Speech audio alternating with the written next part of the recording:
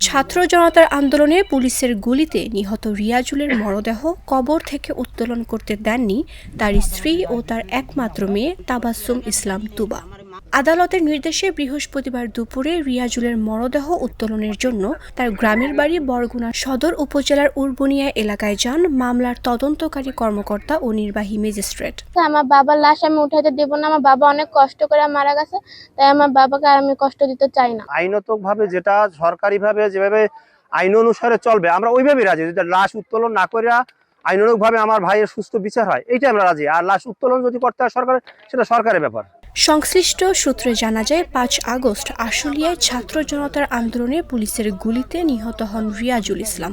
এ ঘটনায় গত বছরের ২৪ নভেম্বর তার ভাই আলম একটি হত্যা মামলা করেন। মামলার তদন্তকারী কর্মকর্তা আবেদনের পরিপ্রেক্ষিতে ৯ ডিসেম্বর রিয়াজুলের মরদেহ ময়না তদন্তের জন্য কবর থেকে উত্তোলনের আদেশ দেন আশুলিয়া সিনিয়র জুডিশিয়াল ম্যাজিস্ট্রেট আদালত। সেই আদেশের পরিপ্রেক্ষিতে মামলার তদন্তকারী কর্মকর্তা ও নির্বাহী ম্যাজিস্ট্রেট মরদেহ উত্তোলন করতে গেলে রিয়াজুলের স্বজনরা বাধা দেন।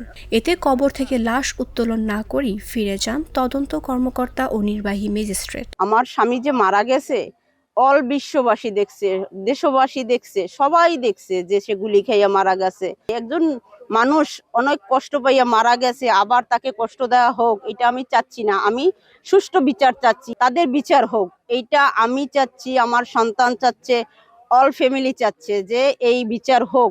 এই বিষয়ে আশুলিয়া থানার তদন্তকারী কর্মকর্তা মোহাম্মদ ওমর ফারুক বলেন, সারা দেশে ছাত্র আন্দোলনে নিহতদের অনেকেই ময়না তদন্ত ছাড়াই দাফন করা হয়েছে।